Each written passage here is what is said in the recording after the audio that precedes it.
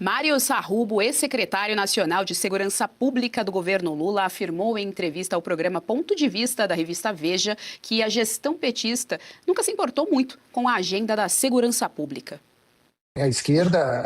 ela nunca gostou do tema segurança pública, nunca foi uma pauta importante que esteve ali como uma política pública, um olhar de política pública. Inclusive, sofremos cortes substanciais de verbas,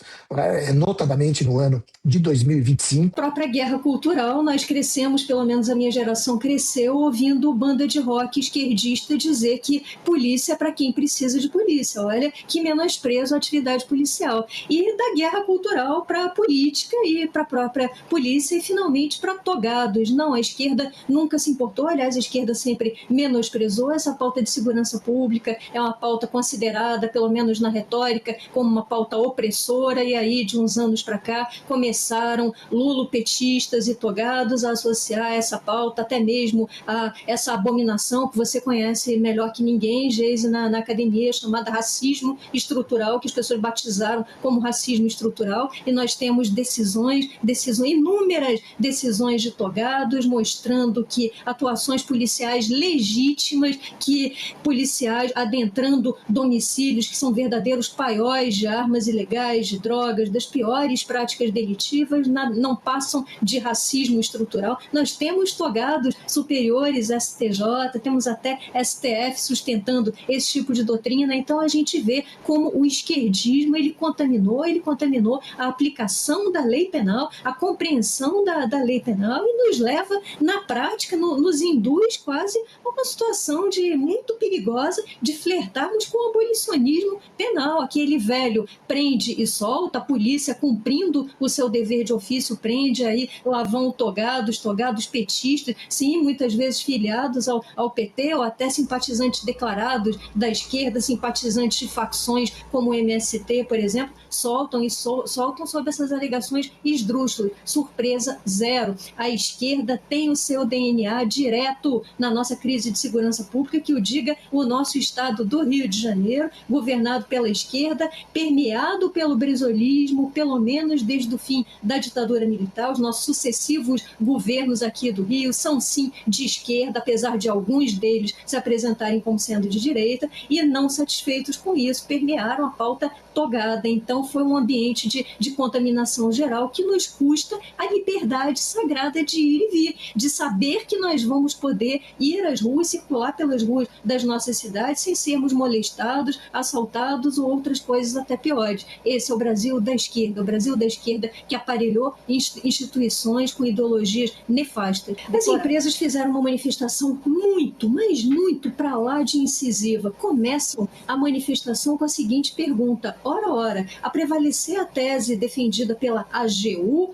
o exercício da jurisdição por um determinado magistrado de uma certa nação independente implicaria numa jurisdição universal, implicaria em que esse senhor aí que está ao meu lado, Alexandre de Moraes, pudesse dizer o direito, bem entre aspas, na verdade pudesse desdizer o direito no plano global, inclusive interferindo nos assuntos dos países alheios. Sim, o que a Rumble sustenta é muito grave, é que esse senhor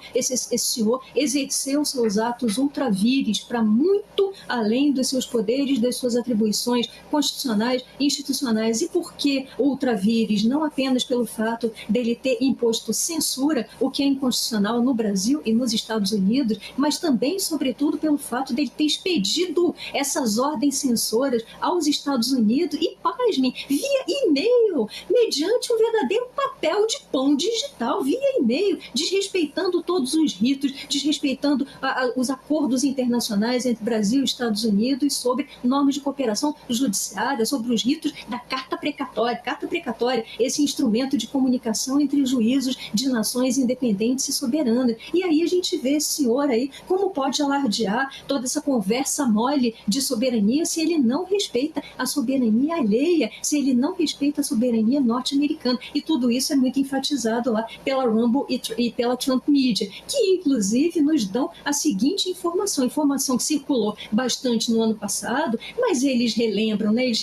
reavivam a nossa memória e mostram que o Ministério da Justiça, em julho de 2025, recebeu um ofício do Departamento de Justiça americano, olha só, Ministério da Justiça de Lula, e aí respondeu aos Estados Unidos dizendo que não, que as decisões de Alexandre de Moraes só produziam efeitos mesmo no Brasil, não produziam efeitos extraterritorialmente, não atingiam o país alheio, e aí semanas depois aparecem decisões de Alexandre de Moraes mandadas por e-mail para Rumble determinando censura, ou seja, mostrando que as garantias prestadas pelo governo brasileiro na figura do seu então ministro da Justiça lá em 2025 não servem de absolutamente nada, não tem confiabilidade, credibilidade alguma. É nesse país que a gente insiste em viver, gente, enquanto pessoas como esse senhor aí estiverem de toga, estiverem livres, a institucionalidade desse país vai continuar sendo um fiasco e mais, a liberdade de todos nós vai estar em risco, porque se a liberdade de residentes nativos americanos está em risco mediante canetadas mandadas por e-mail, que o dirá